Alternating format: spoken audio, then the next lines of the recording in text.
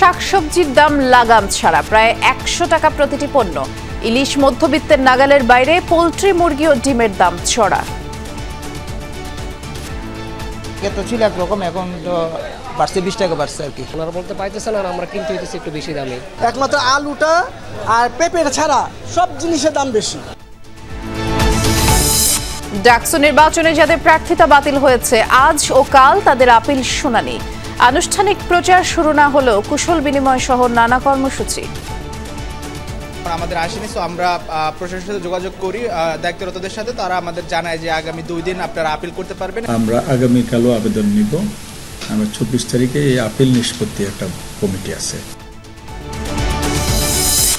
ফেব্রুয়ারিতেই জাতীয় নির্বাচন, মার্কিন গণমাধ্যমের নিবন্ধে লিখলেন প্রধান উপদেষ্টা। জাতিসংঘের বিশেষ দূতের সাক্ষাতে রোহিঙ্গাদের জন্য তহবিল নিশ্চিতের আহ্বান। পিআর ইস্যুতে নির্বাচন বিলম্বিত হলে লাভবান হবে পতিত স্বৈরাচারী, মন্তব্য ডাক্তার জাহিদের। বিএনপির নিশ্চিত জয়ের দাবি নিয়ে প্রশ্ন তুললেন জামায়াতের নায়েবে আমির। শৃঙ্খল রাজধানীর বিভিন্ন সড়ক, মহাসড়ক, অটোরিকশা, বাইক সবই চলছে বেপরোয়া। বাসস্টপ বা রাস্তা পারাপারেও নিয়ম ভাঙার দৃশ্য। ম্যাক্সিমাম জায়গায় দেখা যায় যে ইউটার্নটা অনেক দূরে দূরে। যাত্রীরাও বলে আমরাও নিজের ইচ্ছায় আসি, ভাড়া পাওয়ার তাগিদেই তো আসি। আমি যদি না যাই তাহলে ড্রাইভাররা আর হেল্পাররা তো আমাকে জোর করে নিতে পারবেন। আমি বলেছিলাম যে এখান দিয়ে আইসেন না।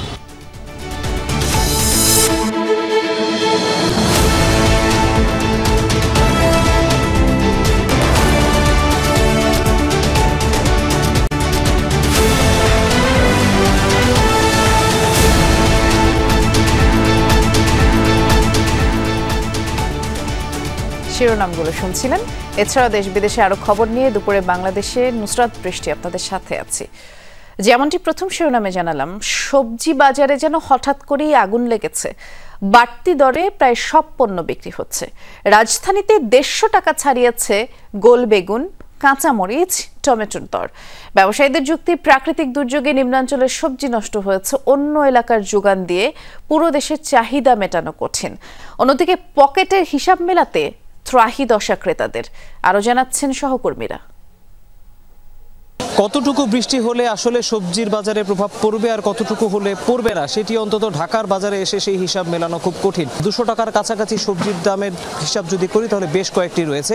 এর ভিতরে আগাম শীতকালীন সবজি রয়েছে যেগুলো এখন চাষের সময় না। শিম কেজি যদি আমি বলি, শিমের কেজি এই মুহূর্তে প্রায় 200 থেকে 250 টাকার মতো হাঁকা হচ্ছে। কোনো সবজির দামে আসলে 80 টাকার নিচে নেই। কাঁচামরিচের সরবরাহ নিয়ে কয়েকদিন ধরেই প্রশ্ন হচ্ছিল। আজকেও বলা হয়েছে যে গাড়ি যেগুলো আসে বিভিন্ন জেলা থেকে, সেটি আজকে সকালে এসেছে, যে কারণে দামে এখন পর্যন্ত প্রভাব পড়েনি। পানি থাকার কারণে যে সমস্ত নিচু এলাকার ওই সমস্ত সবজি প্রায় নষ্ট হয়ে গেছে। যে সমস্ত উঁচু এলাকার সবজি আছে ওগুলো আস্তে আস্তে ক্রেতাদের নাভিশ্বাস, কারণ বাজারে যখন আমিষের দাম বেশি থাকে তখন তারা স্বভাবতই বিকল্প হিসেবে সবজির দিকে ঝুঁকে পড়েন। এখন কিন্তু কোনো দিকেই তারা ঝুঁকতে পারছেন না। ভারত থেকে যে কাঁচামরিচ আমদানি হচ্ছে 85 টাকা কেজি, কিন্তু ঢাকা কারণ বাজার আস্তে আস্তে সেটা কিভাবে 200 টাকা 250 টাকা কেজি হয়। সামান্য একটা পাথর, সেই পাথরের লোকটা আমরা সহ্য করতে পারতাছি না। দেশ আমরা কেমন উন্নত করুন আমাকে বলেন। এই সবজি কোন সবজির দাম কম আছে আমার দেখেন তো। এবারে আমরা পাইকারি পর্যায়ের খবর জানতে চলে যাচ্ছি লালমনিরহাটে আমাদের সহকর্মী আনিসুর রহমান লাডলার কাছে। লালমনিরহাট জেলার সবচেয়ে সবজির বড় আড়ত এটি লালমনিরহাট সদর উপজেলার বড়বরের হাট। এখানে লালমনিরহাট এবং কুড়িগ্রামের কৃষকরা তাদের সবজি নিয়ে আসেন। কৃষকরা জানিয়েছেন যে যেহেতু সম্প্রতি 3 দফা বন্যা হয়েছে, সে কারণে তাদের সবজি ক্ষেত্রে ব্যাপক ক্ষতি হয়েছে, সবজি ক্ষেত নষ্ট হয়ে গেছে, যার কারণে বাজারে সবজির দামটা বৃদ্ধি পাচ্ছে। গত সপ্তাহে কুল্লা বেশি মনে করো 70-65, বৃষ্টির কারণে কুল্লা নষ্ট হয়ে গেছে। খুচরা বাজারে গিয়ে কিনতে পারি না, আমরা তো হাতে দিতে পারি না। প্রতিটা সবজির দামে ওখানে 20 টাকা 30 টাকা করে বৃদ্ধি পেয়ে যায়।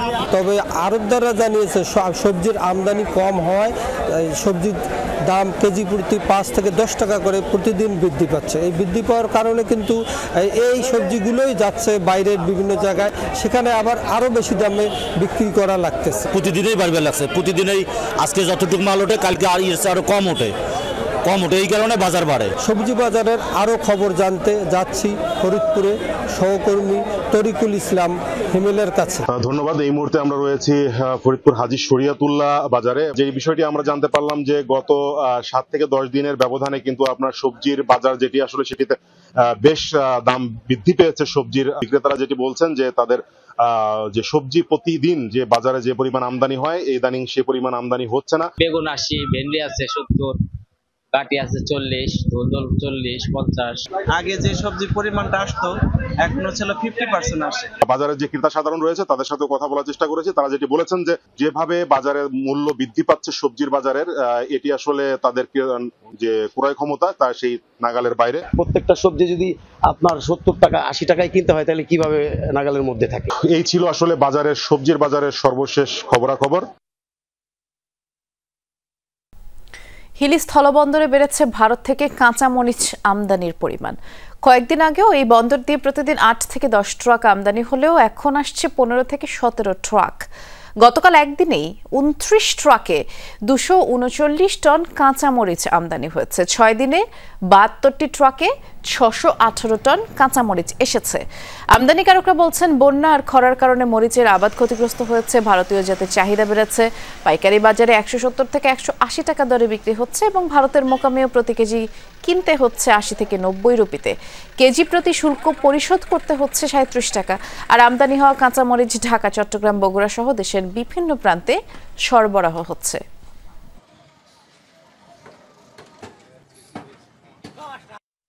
ইন্ডিয়াতে বাজার বেশি, বাংলাদেশে মাল শর্ট, দুই দিকে মিলে দাম বেশি। 180 টাকা এগুলি দাম যাচ্ছে। মরিচের আমদানি আছে, দাম কমতেছে না। কিতা বেশি মাল হিসেবে কিতা বেশি, দাম কমতেছে না। ছুটির দিনে রাজধানীর মাছ বাজারে বরাবরই উত্তাপ বাড়ে। এবারও তার ব্যত্যয় ঘটেনি। বৈরী আবহাওয়ার অজুহাতে সব ধরনের মাছের দাম বেড়েই চলেছে। ভরা বাজারেও বলা হচ্ছে এখনো যোগান সংকট কাটেনি, মধ্যবিত্তের নাগালের বাইরেই রয়ে গেছে ইলিশ। মুরগি ও ডিমের বাজারেও অস্থিরতা চলছে। সপ্তাহের ব্যবধানে আরো 1 দফা দাম বেড়েছে।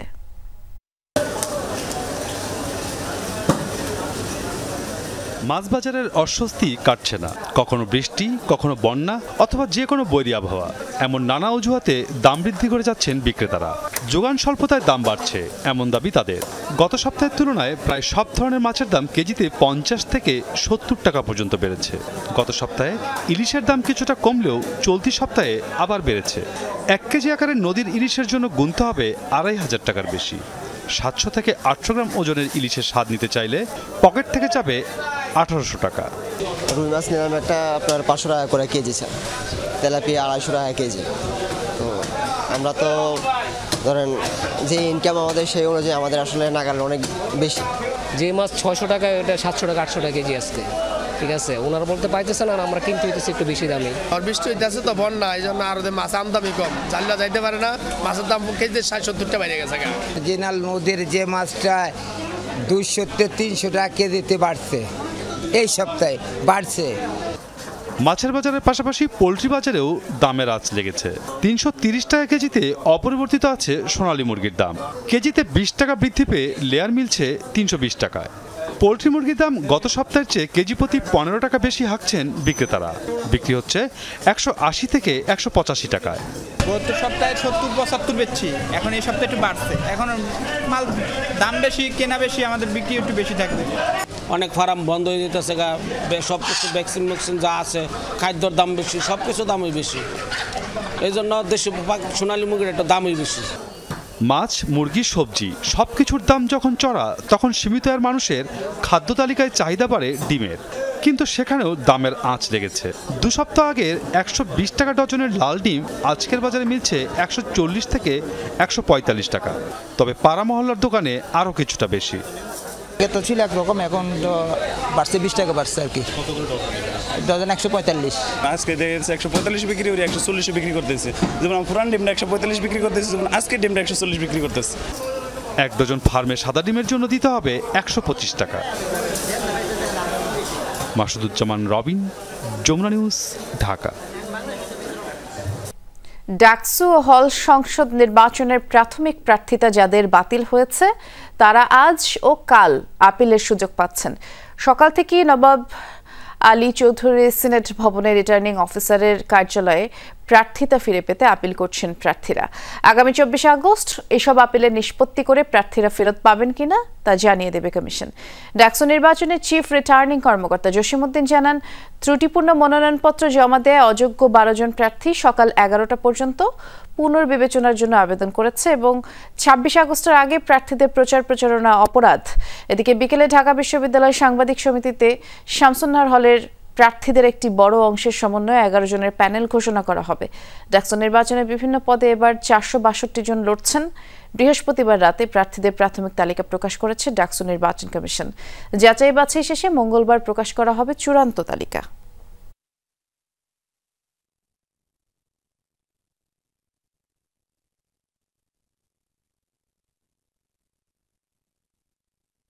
গতকাল রাতে যাদের নাম আসেনি, যেমন আমাদের আসেনি, তো আমরা প্রশাসনের সাথে যোগাযোগ করি দায়িত্বরতদের সাথে, তারা আমাদের জানায় যে আগামী 2 দিন আপনারা আপিল করতে পারবেন। আমার যে সমর্থক, সেই সমর্থকের ভোটার নংটা ভুল হয়েছে, ভোটার নং ভুল হয়েছে এবং সেটা আমি এসে যোগাযোগ করি, এসে একটা অ্যাপ্লিকেশন করি, জমা দিই। সকাল থেকে ভালো রেসপন্স, প্রায় 13 জন আবেদন করে গেছে।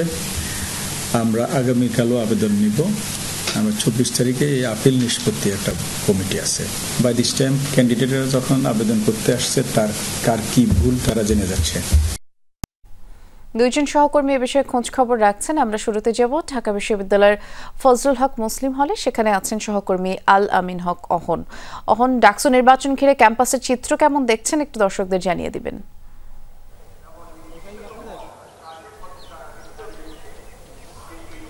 জমজমাট সেই চিত্রের কথা যদি আমি বলি, নামাজ শুরু হওয়ার আগেই যেসব শিক্ষার্থী ডাকসু নির্বাচনে অংশগ্রহণ করার জন্য ইচ্ছা পোষণ করছেন, নমিনেশন পেপার নিয়েছেন, তারা সাধারণ শিক্ষার্থীদের সঙ্গে কুশল বিনিময় করছেন। এবং আমরা জানি যে 26 তারিখের আগে কোনোভাবে প্রচারণা করা যাবে না, সেটি তারা মানছেন। তবে আমরা নির্বাচন কমিশনারকেও জিজ্ঞাসা করেছিলাম যে এই ধরনের কুশল বিনিময়ে কতটা নির্বাচন পরিপন্থী হলো কিনা। সেই বিষয়ে তিনি বলেছেন স্বাভাবিক সাধারণ কুশল বিনিময় তারা করতে পারে না, একেবারে জোটবদ্ধ হয়ে কিংবা মিছিল মিটিং টাইপ কোনো কিছু করা সেটি নির্বাচনী আচরণ বিধি লঙ্ঘন অবশ্যই হবে, সেটি তিনি মনে করে দিতে চেয়েছেন যারা ডাকসুতে নির্বাচনে লড়তে চান তাদেরকে। এবং তিনি এও বলেছেন যে সবার অবশ্যই সহযোগিতা লাগবে, এই ছাড়া সাধারণ শিক্ষার্থীদের মধ্যে এমনিতেই রাজনৈতিক যে ভীতি, সেই ভীতিটা কাটিয়ে উঠতে হবে এবং সাধারণ শিক্ষার্থীরা যেন সহজেই এই যে ভোট, সেই ভোট উৎসবটাকে একেবারে ভোট উৎসবের মতো করেই তারা অংশগ্রহণ করতে পারেন, নিজের ভোটাধিকার প্রয়োগ করতে পারেন।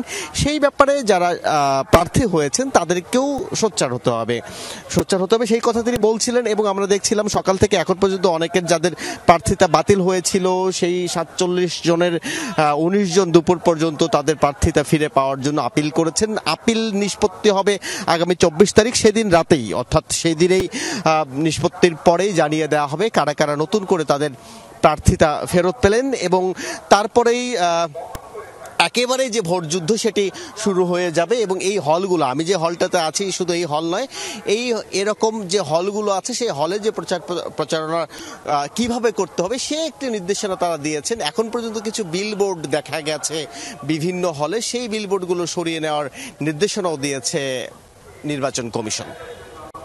তথ্য আপনার মাধ্যমে জানছিলাম, ধন্যবাদ। এখন দেখতে পাচ্ছি আমাদের আরেকজন সহকর্মী শামীম রেজা অপেক্ষা করছেন, তিনি ঢাবির মল চত্বরে আছেন। শামীম, আপনি একটু আমাদেরকে জানাবেন, ওই যে প্রার্থীদের প্রচারণার কথাই বলছিল অহন, ডাকসু নির্বাচনের জন্য প্রার্থীরা আসলে কখন প্রচারণা শুরু করবেন আর পরিবেশ কেমন দেখছেন তাও জানতে চাই। হ্যাঁ, আমি মাত্রই আসলে সিনেট ভবন থেকে বাইরে বেরিয়ে এসেছি, ক্যাম্পাসের মল চত্বর এলাকাতেই আছি আমি এখন। আর সিনেট ভবনে এখন পর্যন্ত আসলে সেই বেশ কয়েকদিন ধরেই যারা মনোনয়ন ফর্ম সংগ্রহ করেছেন তারা, যাদের নাম আসলে ঘোষণাপ্রাপ্ত তালিকায় আসেনি, তারাই এখন আবেদন করছেন। 40-এরও বেশি প্রার্থীর নাম ঘোষণাতে আসেনি, তারাই আবেদন করেছেন। এবং যতদূর জানতে পেরেছি এখন পর্যন্ত 19 জনের মতো প্রার্থী আবেদন করেছেন। এবং বেশিরভাগের ক্ষেত্রেই নাম, তাদের আইডি এই ধরনের ছোটোখাটো ভুল বলে তারা বলছেন। এবং আমি ক্যাম্পাসের বিভিন্ন জায়গায় আসলে ঘুরেছি এবং ঘুরে বেশ কয়েকজন শিক্ষার্থীর সাথেও কথা বলেছি। তারাও বলছেন যে প্রচারণার যে কার্যক্রম সেটা যেহেতু এখনও আনুষ্ঠানিকভাবে শুরু হয়নি, কিন্তু তারপরও নির্বাচনী যে আমেজ, সেই আমেজ আসলে ক্যাম্পাস জুড়ে আসলে বিরাজ করছে। সেটা নামাজের পরে হয়তো সেই দৃশ্যটা আরও ভালো দেখানো যাবে, কারণ ইতিমধ্যে যেহেতু আজ জুমার নামাজ, সেই নামাজের জন্য বেশিরভাগ মানুষই আসলে মসজিদ মুখ হয়েছেন। এ কারণে ক্যাম্পাসে এখন মানুষের চাপও কিছুটা কমেছে এই মুহূর্তে। এখনও নানা জায়গায় যারা অবস্থান করছেন, অনেকে নানা প্রয়োজনে বাইরে এসেছেন, তাদের সাথেও কথা বলেছি। তারাও আসলে বলছেন যে অন্যান্য যে কোনো সময়ের তুলনায় এবারের ডাকসু নির্বাচন উৎসব মুখর হবে, এমনটাই তারা প্রত্যাশা করছেন। একই সাথে গতকাল সন্ধ্যায় আসলে ঢাকা বিশ্ববিদ্যালয় কর্তৃপক্ষ থেকেই প্রজ্ঞাপন জারি করা হয় যে শুক্রবার থেকে আগামী সোমবার এই টানা 4 দিন সব ধরনের প্রচারণা বন্ধ থাকবে। এরপরই আসলে আনুষ্ঠানিক প্রচারণা শুরু হবে এবং আনুষ্ঠানিক প্রচারণা শুরুর পরই আসলে নির্বাচনের যে প্রচারণা সেটা জমে উঠবে। তবে সব মিলিয়ে আসলে বলাই যায় যে আনুষ্ঠানিক প্রচারণা শুরু হওয়ার আগেই আসলে ডাকসু নির্বাচন জমে উঠেছে। শিক্ষার্থীরা তাদের প্রত্যাশার কথা বলছেন, প্রার্থীরাও তাদের বিভিন্ন তারা শিক্ষার্থীদের জন্য কি করবেন সেই কথাগুলো তারা বলছিলেন, আশ্বাস দিচ্ছিলেন। ধন্যবাদ, আপনি বিস্তারিত জানাচ্ছিলেন শামীম। আগামী বছরের ফেব্রুয়ারিতেই অনুষ্ঠিত হবে জাতীয় সংসদ নির্বাচন। পরবর্তীতে সরকারের কোনো নির্বাচিত বা মনোনীত পদে থাকবেন না প্রধান উপদেষ্টা ডক্টর মোহাম্মদ ইউনূস। যুক্তরাষ্ট্রের ইউটা ভিত্তিক সংবাদ মাধ্যম ডেসরেটে লেখা এক নিবন্ধে এমনটাই তিনি জানিয়েছেন। বুধবার প্রধান উপদেষ্টার লেখা নিবন্ধটি প্রকাশ করে সংবাদ মাধ্যম। এতে স্বাধীন, সুষ্ঠু এবং শান্তিপূর্ণ নির্বাচন নিশ্চিত করাই মূল লক্ষ্য, এমনটা উল্লেখ করেন তিনি। জানান, বিদেশে বসবাসরত বাংলাদেশিদের ভোটাধিকার নিশ্চিতে অন্তর্বর্তী সরকার দৃঢ় প্রতিজ্ঞ। নতুনভাবে পররাষ্ট্রনীতি সাজানো হয়েছে উল্লেখ করে প্রধান উপদেষ্টা বলেন, প্রতিবেশী দেশ এবং আন্তর্জাতিক সহযোগীদের সাথে ইতিবাচক সম্পর্ক গড়ে তুলেছে বাংলাদেশ। বিশ্বের 8ম জনবহুল দেশ হওয়ায় দক্ষিণ ও দক্ষিণ পূর্ব এশিয়ার স্থিতিশীলতা এবং সমৃদ্ধির কেন্দ্রবিন্দু হতে পারে ঢাকা, এমন দাবি করেন নিবন্ধে। মিয়ানমার পরিস্থিতি এবং রোহিঙ্গা সংকট নিয়ে প্রধান উপদেষ্টা ডক্টর মোহাম্মদ ইউনূসের সাথে সৌজন্য সাক্ষাৎ করেছেন জাতিসংঘের বিশেষ দূত টম অ্যান্ড্রুস। বৃহস্পতিবারের এই বৈঠকে আসন্ন রোহিঙ্গা সম্মেলনের ব্যাপারে প্রধান উপদেষ্টার নেতৃত্বের প্রশংসা করেন তিনি। বলেন, ডক্টর মোহাম্মদ ইউনূসের উদ্যোগেই জাতিসংঘ সদর দফতরে আগামী 30 সেপ্টেম্বর রোহিঙ্গা বিষয়ক আন্তর্জাতিক সম্মেলন অনুষ্ঠিত হবে। রোহিঙ্গাদের আশ্রয় ও সহায়তা দেয়া, দীর্ঘমেয়াদী সমাধানের আশাকে বাঁচিয়ে রাখায় বাংলাদেশের প্রতি কৃতজ্ঞতা জানান টম অ্যান্ড্রুস। বৈঠকে রোহিঙ্গাদের আশ্রয় দিতে গিয়ে বাংলাদেশের সমস্যাগুলো তুলে ধরেন প্রধান উপদেষ্টা, আর তাই পর্যাপ্ত তহবিল নিশ্চিতে সবার সহযোগিতাও চান তিনি। রোহিঙ্গা ইস্যুতে আগামী 25 আগস্ট কক্সবাজারে অনুষ্ঠিতব্য স্টেক হোল্ডার সংলাপে অংশ নিতে বাংলাদেশ সফর করছেন টম অ্যান্ড্রুস, আর ওই সংলাপের উদ্বোধন করবেন প্রধান উপদেষ্টা। পিআর পদ্ধতির জন্য নির্বাচন বিলম্বিত হলে এতে লাভবান হবে পতিত স্বৈরাচার। পিআর না হলে নির্বাচনে যাবে না একটি দলের এ ধরনের বক্তব্য কার্যক্রম প্রকারান্তরেই স্বৈরাচারের পক্ষে যায় বলে মন্তব্য করেছেন বিএনপির স্থায়ী কমিটির সদস্য ডাক্তার AZM জাহিদ। সকালে প্রেস ক্লাবে গণতন্ত্র মানবাধিকার নিশ্চিতে দরকার নির্বাচন শীর্ষক আলোচনার সভায় এমন মন্তব্য করেন তিনি। বলেন, জনগণের মতামত বাদ দিয়ে নির্বাচন নয়, জনগণকে সাথে নিয়ে নির্বাচিত সরকার সিদ্ধান্ত নেবে ভবিষ্যতে কিভাবে নির্বাচন হবে। সংবিধানের অপব্যবহারে স্বৈরাচার জন্ম নেয়, তাই সংস্কারের কারণে নির্বাচন বিলম্বিত না করতেও আহ্বান জানান। এ সময় ইসিকে দ্রুত নির্বাচনী রোডম্যাপ ঘোষণার দাবি জানান ডাক্তার জাহিদ। স্বৈরাচারের ফেরত আসা ঠেকাতে সব দলকে মাঠে থাকার আহ্বান জানান দলটির স্থায়ী কমিটির সদস্য।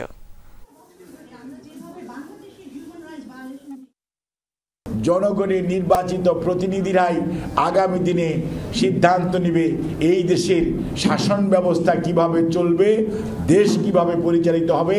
তখন ওখানে আলোচনা করা যাবে, ডিবেট করা যাবে পরবর্তী নির্বাচন কিভাবে আপনারা করবেন। জনগণকে অনাস্থায় নিলে কি পরিণতি হয় 36শে জুলাই দেখেছেন। কাজেই দয়া করে সেটির পুনরাবৃত্তির চেষ্টা করবেন না। কোনো দল যদি মনে করে তারা নির্বাচনে নিশ্চিত বিজয়ী হবে তাহলে বুঝে নিতে হবে তারা জয়ী হতে একটি মেকানিজম করছে, এমনটা বলেছেন জামায়াতের নায়েবে আমির ডাক্তার সৈয়দ আব্দুল্লাহ মোহাম্মদ তাহির। সকালে কুমিল্লা নগরীর ঢুলিপাড়ায় মহানগর জামায়াত আয়োজিত নির্বাচনী দায়িত্বশীল সমাবেশে অংশ নেন তিনি। বলেন, একটি অবাধ ও সুষ্ঠু নির্বাচনই বাংলাদেশকে সংকট থেকে বের করে আনতে পারে। জনগণ যাদের বিজয়ী করবে তারাই জয়ী হবে। এই কর্মসূচিতে জামায়াতের স্থানীয় নেতারাও উপস্থিত ছিলেন। বিএনপির নিশ্চিত বিজয় এটা জানার উপায়টা কি? এখনো তো ভোট হয় নাই। তাহলে কোনো দল যদি মনে করে যে তারা নিশ্চিত বিজয়ী হবে তাহলে বোঝা যায় জিতার জন্য তারা একটা মেকানিজম করছে, যে মেকানিজমে তাদেরকে জিতে দিবে, তাদের আর ভোটের প্রয়োজন হবে না। রাজধানীর গেন্ডারিয়ায় বিদ্যুতের ট্রান্সফরমার বিস্ফোরণে একটি বাসায় আগুন লেগে একই পরিবারের 3 জন দগ্ধ হয়েছেন। জাতীয় বায়োপ্লাস্টিক সার্জারি ইনস্টিটিউটে দগ্ধদের ভর্তি করার পর সকালে মারা যান মেজবাউদ্দিন। বৃহস্পতিবার রাত 2টায় গেন্ডারিয়া হরিচরণ রোডের একটি বাসায় দুর্ঘটনা। দগ্ধরা হলেন মুসলিম উদ্দিন, তার স্ত্রী সালমা বেগম এবং এই দম্পতির ছেলে মেজবা। স্বজনরা জানান, গেন্ডারিয়ার ওই বাসায় 2য় তলায় থাকেন তারা। বাসার পাশেই বিদ্যুতের ট্রান্সফরমার। মাঝরাতে ট্রান্সফরমারে বিস্ফোরণ ঘটে। বাসাটিতে আগুন ছড়িয়ে পড়লে পরিবারের 3 সদস্যই দগ্ধ হন। ভোরে তাদেরকে উদ্ধার করে বার্ন ইনস্টিটিউটে নেওয়া হয়। জরুরি বিভাগের ভারপ্রাপ্ত আবাসিক সার্জন ডাক্তার সুলতান মাহমুদ শিকদার জানান, মুসলিম উদ্দিনের শরীরের 90% এবং সালমার 55% পুড়ে গেছে। তাদের শ্বাসনালীও পুড়ে গেছে। দুজনের অবস্থা সংকটাপন্ন। খুলনার রূপসা নদীতে ফেরির ধাক্কায় ট্রলার থেকে পড়ে নিখোঁজ একজনের সন্ধান এখনও মেলেনি। উদ্ধার তৎপরতা চালাচ্ছে ফায়ার সার্ভিস ও নৌ পুলিশ। ফায়ার সার্ভিস জানিয়েছে, বৃহস্পতিবার রাতে যাত্রীবাহী ট্রলারটি নগরীর জেলখানা ঘাট থেকে সেনেরবাজার ঘাটের উদ্দেশ্যে ছেড়ে যায়। মাঝামাঝি পৌঁছানোর পরে একটি ফেরির সাথে ট্রলারটির ধাক্কা লাগে এবং নদীতে পড়ে যান নৌযানের 2 যাত্রী। একজন সাঁতরে তীরে উঠতে পারলেও খোঁজ মেলেনি অপর যাত্রী আকাশের। প্রত্যক্ষদর্শীরা জানায়, অন্ধকার এবং বৃষ্টির কারণে সামনে দেখতে না পাওয়া এই দুর্ঘটনা ঘটে। কালকে রাত্রির হচ্ছে 10:30টার দিকে 10:45 এরকম হবে ফেরির সাথে ট্রলারের আর কি সংঘর্ষ হয়, কিছু লোক পড়ে যায়। তার ভিতরে এখনো একজন নিখোঁজ আছে। আর যখনই ফেরিটা ওই দিকে চলে যায় ও এদিকে টান নিলে ওই ট্রলারটা কাটায় ফেরি আবার এদিকে টান নিছে। যখন টান নেয় 2টা হলো একদম সামনাসামনি পড়ে যায়। আমাদের ডুবুরি এবং টিম সহকারে আমরা সার্চ করছি, কিন্তু এখন পর্যন্ত আমরা কোনো লাশ পাই নাই। এ বিষয়ে আমাদের সহকর্মী প্রবীর বিশ্বাস খোঁজ খবর রাখছেন, খুলনায় আছেন তিনি, আমাদের জন্য অপেক্ষা করছেন। প্রবীর, উদ্ধার তৎপরতার সবশেষ কি তথ্য আছে আপনার কাছে? নিখোঁজ ব্যক্তির কোনো খোঁজ পাওয়া গেল কিনা? এখনো পর্যন্ত নিখোঁজ ব্যক্তি আকাশ, তার কোনো খোঁজ পাওয়া যায়নি। আমি যদি বলি, এই যে আমাদের পিছনে যে জায়গাটি, এটি আসলে একটি 3 নদীর মোহনা, ভৈরব নদ, রূপসা নদী এবং 18বেকি নদী, এর 3 দিকে নদী। এমন একটা জায়গায় জেলখানা ঘাট, এপার দিয়ে রূপসা তেরোখাদার মানুষ প্রতিদিন হাজার হাজার মানুষ যাতায়াত করে। একটি ফেরি থাকলেও মূলত মানুষের যাতায়াতের প্রধান যে জলযানটি সেটি হচ্ছে ট্রলার। তেমনই ট্রলারে করে কাল রাতে যখন যাচ্ছিল, অপর দিক থেকে একটি ফেরি আসতেছিল। সেই ফেরিকে অন্ধকার, স্রোত এবং বৃষ্টি, এই 3 কারণে আসলে গতি সোজামতো যেতে না পারা এবং সামনের অংশ ভালো দেখতে না পায়, এটি আসলে ধাক্কা লাগে। এবং ধাক্কা লাগার পরে যেটি হয় আর কি, তখন 2 জন এখান থেকে পড়ে গিয়েছিল। তার একজন তাৎক্ষণিকভাবে সাঁতরে উঠলেও আকাশ সে সাঁতরে উঠতে পারে না। তার যে বন্ধুবান্ধব রয়েছে, কিছু সময় আগে তারা এখানে আসছিল, তারা বলেছে সে সাঁতার জানতো না। তবে তাকে উদ্ধারে ফায়ার সার্ভিস, নৌ পুলিশ এবং নেভির যে কর্মকর্তারা রয়েছে, তাদের যে বাহিনীর সদস্যরা রয়েছে, তারা কিন্তু এখানে নিয়মিত টহল দিচ্ছে এবং মাঝে মাঝে ফায়ার সার্ভিসের যে ডুবুরি দল রয়েছে তারাও কিন্তু এখানে পানির মধ্যে নামছে, তাকে খোঁজার চেষ্টা করছে। আগেই বলেছি, যেহেতু এটি একটি খরস্রোতা নদী, সে কারণে একটি জায়গায় কিছু পড়ে গেলে মুহূর্তের মধ্যে সেটি ভাটির সময় বাম দিকে এবং জোয়ারের সময় ডান দিকে সমুদ্রের দিকে চলে যায়। জোয়ার ভাটার একটি বড় নদী এটি। তো সে কারণেই মাঝে মাঝে এই স্রোতে তাদের ব্যাহত হচ্ছে উদ্ধার কার্যক্রম চালানোর জন্য। তারা বলেছে যে যখন একটু স্রোত কমবে, পানি একটু ভাটিতে যাবে, তখন তারা আবার এই উদ্ধার কার্যক্রম চালাবে। তবে নিয়মিত যে নদীর পাশ দিয়ে টহলগুলো রয়েছে, সেই টহলগুলো কিন্তু তারা চালিয়ে যাচ্ছে। তবে এখনো পর্যন্ত আকাশের কোনো সন্ধান পাওয়া যায়নি। তবে ফায়ার সার্ভিস সহ অন্যান্য বাহিনীর সদস্য আমাদেরকে বলেছে যে আকাশকে উদ্ধারের জন্য তাদের তৎপরতা চলছে। সেটি হয়তো আরও কিছুটা সময় সাপেক্ষ ব্যাপার। ধন্যবাদ, বিস্তারিত জানাচ্ছিলেন আপনি প্রবীর। মুন্সিগঞ্জের সিরাজদিখানে ঢাকা মাও এক্সপ্রেসওয়েতে প্রাইভেট কার ও মোটরসাইকেলের সংঘর্ষে 3 জনের প্রাণ গেছে, 1 জন আহত হয়েছেন। বৃহস্পতিবার রাত 11:15টার দিকে নিমতলা এলাকায় এই দুর্ঘটনা ঘটে। হাইওয়ে পুলিশ জানায় শ্রীনগরে কাজ শেষে একই মোটরসাইকেলে সিরাজদিখানে ফিরছিলেন 4 বন্ধু। আওলাদ হোসেন, হাবিল, কায়ুম, ইমন পথে নিমতলা এলাকায় একটি প্রাইভেট কারের সাথে সংঘর্ষ হলে ঘটনাস্থলেই মারা যান আওলাদ, হাবিল, কায়ুম। আহত ইমনকে উদ্ধার করে হাসপাতালে পাঠানো হয়। 4 জনের বাড়ি সিরাজদিখানের রসুনিয়া এলাকার। গাজীপুরে সড়ক দুর্ঘটনায় প্রাণ হারিয়েছেন 1 জন, আহত হয়েছেন 12 জন। ভোরে শ্রীপুরের টেপিরপাড়া বাজার এলাকায় এই দুর্ঘটনা। প্রত্যক্ষদর্শীরা জানায় বড়মি বাজার থেকে শ্রমিকবাহী একটি লেগুনা সদরে যাচ্ছিল। টেপির বাড়ি পৌঁছালে নিয়ন্ত্রণ হারিয়ে বৈদ্যুতিক খুঁটিতে ধাক্কা লাগে। ঘটনাস্থলে এক নারী শ্রমিক প্রাণ হারান। 12 জন আহত হন, তাদের উদ্ধার করে হাসপাতালে ভর্তি করা হয়েছে। কাজীর গরু শুধু কিতাবেই থাকে, গোয়ালে খুঁজে পাওয়া যায় না। ঢাকার অনেক সড়কে অটোরিকশা, বাইক, গাড়ি চলার নিয়ম যেন শুধুই ওই বইয়েই লিপিবদ্ধ। কয়েক মিনিট দাঁড়ালে দেখা যাবে এদিক ওদিক দুদিক থেকেই যানবাহন আসছে। শুধু যান চলাচলে না, বাসস্টপেও নিয়ম ভাঙার দৃশ্য চোখে পড়ছে অহরহ। রাস্তা পারাপারে নিরাপদ ফুটওভার ব্রিজ রেখে নিচ দিয়ে ঝুঁকি নিয়ে চলছে পথচারী। দিনের পর দিন এমন চললেও যেন কারো কিছুই করার নেই। সহকর্মী আলমাস তপুর ক্যামেরায় আরেক সহকর্মী তানফির সিদ্দিক টিপু রিপোর্ট। প্রগতি সরণির ফুটেজ এটি। সময় কম বেশি সন্ধ্যা 7:30। এটি পান্থপথের ফুটেজ। সোমবার বিকেলের চিত্র এটি। মিরপুর 10 একই দিনের ফুটেজ। বিকেল গড়িয়ে তখনও নামেনি সন্ধ্যা। ঢাকার কম বেশি সব সড়কের অবস্থাই এমন, অথচ ফেব্রুয়ারি মাসে উল্টো পথে না চলতে গণবিজ্ঞপ্তি দিয়েছিল ডিএমপি।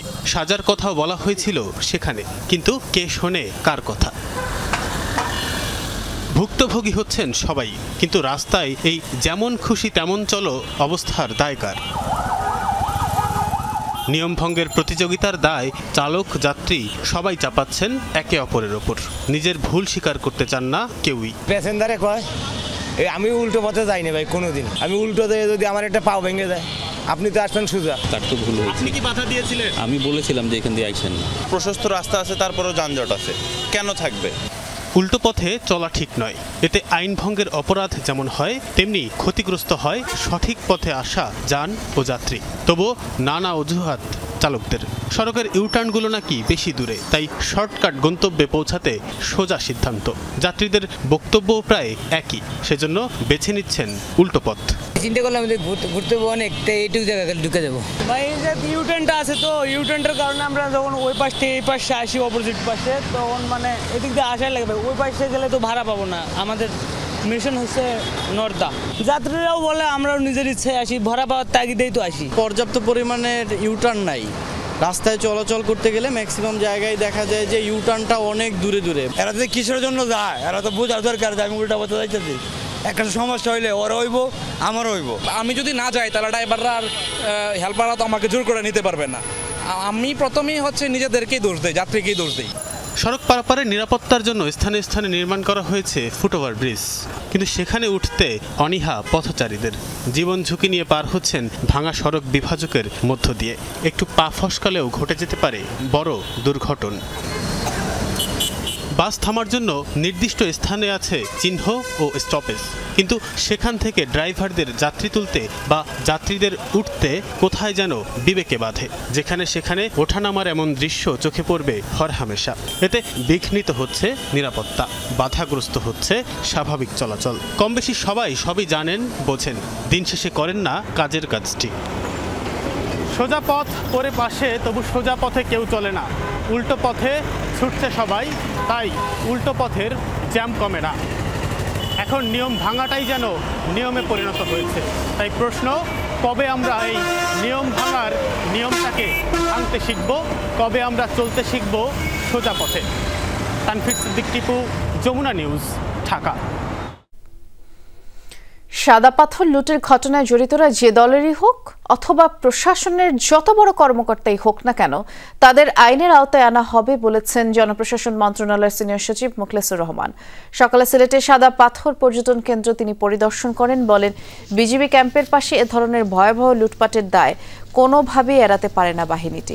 সাদা পাথরে শুধু লুটপাট নয়, হরিলুট হয়েছে। পুরো সাদা পাথর পর্যটন স্পটকে 24 ঘন্টা সিসি ক্যামেরা আওতায় আনার নির্দেশনা দেন তিনি। গোটা এলাকা ঘুরে দেখেন। এ সময় বিভিন্ন মন্ত্রণালয়ের ঊর্ধ্বতন কর্মকর্তারা উপস্থিত ছিলেন। যে বিভাগেরই থাক, ছাড় দেওয়া হবে না। এখন একটা ইন্টারিম গভর্নমেন্ট, এই কয়দিন আমরা সকলে মিলে কিভাবে আরো ভালোভাবে এই দেশটাকে চালাইতে পারি। আমাদের সকলের টার্গেট হলো দেশ ঠিক, তা আপনি আমি সবাই ঠিক। চীনের ওয়ালভ্যাক্স বায়োটেকনোলজিক্যাল কোম্পানি বিভিন্ন ধরনের টিকার গবেষণা এবং উৎপাদনের জন্যই এই প্রতিষ্ঠানটি পরিচিত। করোনা, নিউমোনিয়া সহ 8টি রোগের প্রতিষেধক উৎপাদন করে তারা। শুধু চীন নয়, 22টি দেশে রপ্তানি করা হয় ওয়ালভ্যাক্সের টিকা, যার মধ্যে যুক্তরাষ্ট্র, থাইল্যান্ড ও বাংলাদেশ অন্যতম। গেল বছরও আয় ছিল 387 মিলিয়ন মার্কিন ডলার। চীন থেকে ফিরে বিস্তারিত জানাচ্ছেন সহকর্মী লামিয়া তিথি।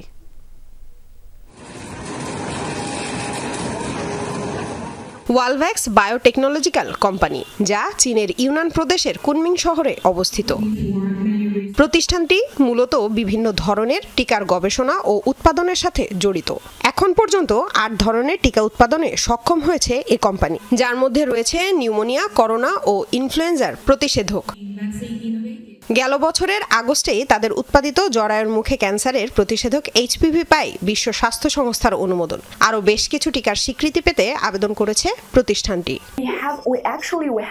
আন্তর্জাতিক মান বজায় রেখেই টিকা উৎপাদন করা হয়। গত বছরও বিশ্ব স্বাস্থ্য সংস্থার অনুমোদন পেয়েছে একটি ভ্যাকসিন। কুনমিং থেকে বিভিন্ন দেশে টিকা পাঠানো হয়। এছাড়া শিশু ও বয়স্কদের নিউমোনিয়া প্রতিরোধে বাংলাদেশে পাঠানো হয় 2টি টিকা। ভ্যাকসিন উৎপাদনে নিজস্ব ল্যাব রয়েছে ওয়ালভ্যাক্সের, যেখানে প্রতিদিন গড়ে 1.5 লাখ টিকা উৎপাদন করা হয়। বছরে যেটির সংখ্যা দাঁড়ায় 100 মিলিয়নে। লামিয়া তিথি, যমুনা নিউজ, কুনমিং, চীন। গ্রহণযোগ্য শর্তে গাজায় যুদ্ধ বন্ধ এবং জিম্মিদের মুক্তির বিষয়ে আলোচনা শুরুর নির্দেশ দিয়েছেন ইসরায়েলি প্রধানমন্ত্রী বেনিয়ামিন নেতানিয়াহু। বৃহস্পতিবার গাজায় যুদ্ধরত সেনাদের সাথে সাক্ষাৎকালে তিনি এমন মন্তব্য করেছেন। ইসরায়েলি বিভিন্ন গণমাধ্যম বলছে, আলোচনার নতুন স্থান নির্ধারণ হলে সেখানে প্রতিনিধি পাঠাবে টেল আভিভ। এদিকে ইসরায়েলের সামরিক বাহিনীর এক গোপন ডেটাবেস থেকে জানা গেছে, গাজায় নিহতদের মধ্যে 83% বেসামরিক। আন্তর্জাতিক সমালোচনা উপেক্ষা করে গাজা সিটি দখলের নামে চলছে ইসরায়েলি বর্বরতা। প্রায় 2 বছরের যুদ্ধে এমনিতেই চরম বিপর্যস্ত ফিলিস্তিনিরা, তার উপর উপত্যকার অন্যতম জনবহুল এলাকায় নতুন করে হামলার জেরে আরও শোচনীয় পরিস্থিতির শঙ্কা জাতিসংঘের। এমন বর্বর আচরণে যখন বাড়ছে বিশ্বজুড়ে ক্ষোভ, তখন গ্রহণযোগ্য শর্তে যুদ্ধবিরতি ও জিম্মি মুক্তির আলোচনা শুরুর নির্দেশ দেওয়ার দাবি করেছেন ইসরায়েলি প্রধানমন্ত্রী বেনিয়ামিন নেতানিয়াহু। যদিও এখনও গাজা সিটি দখলে অনড় অবস্থানের কথাও জানিয়েছেন তিনি। গাজা সিটি দখল এবং হামাসকে পরাজিত করার মতো গুরুত্বপূর্ণ লক্ষ্যে রিজার্ভ এবং নিয়মিত সেনাদের প্রতি কৃতজ্ঞ। একই সাথে বাদবাকি জিম্মির মুক্তি এবং গ্রহণযোগ্য শর্তে গাজায় যুদ্ধের শেষ করতে অবিলম্বে আলোচনা শুরুর নির্দেশ দিয়েছি। যুদ্ধবিরতির আলোচনা শুরুর নির্দেশ দিলেও এখন পর্যন্ত মিশর কিংবা কাতারে কোনো প্রতিনিধি পাঠায়নি দেশটি। ইসরায়েলের বিভিন্ন গণমাধ্যম অবশ্য দাবি করেছে, আলোচনার নতুন স্থান নির্ধারিত হলে সেখানে প্রতিনিধি পাঠাবেন নেতানিয়াহু। এদিকে ইসরায়েলি হামলায় নিহত ফিলিস্তিনিদের সংখ্যা নিয়ে দেশটির সেনাবাহিনীর সংবেদনশীল ডাটাবেজে মিলেছে চাঞ্চল্যকর তথ্য। দ্য গার্ডিয়ান ও ইসরায়েলি ফিলিস্তিনি প্রকাশনা সংস্থা +972 ম্যাগাজিনের এক যৌথ তদন্ত প্রতিবেদন বলছে, গত মে মাস পর্যন্ত তেল আবিবের গোয়েন্দারা 8,900 নিহত ফিলিস্তিনি যোদ্ধার নাম তালিকাভুক্ত করেছে। সে সময় মোট নিহত হয়েছিল 53,000 ফিলিস্তিনি। অর্থাৎ ইসরায়েলের হামলায় যাদের প্রাণ গেছে তাদের মধ্যে 83% বা 6 জনের 5 জনই বেসামরিক। বিশ্লেষকরা বলছেন, যা গণহত্যার স্পষ্ট প্রমাণ। মোস্তফা মাহমুদ, যমুনা নিউজ।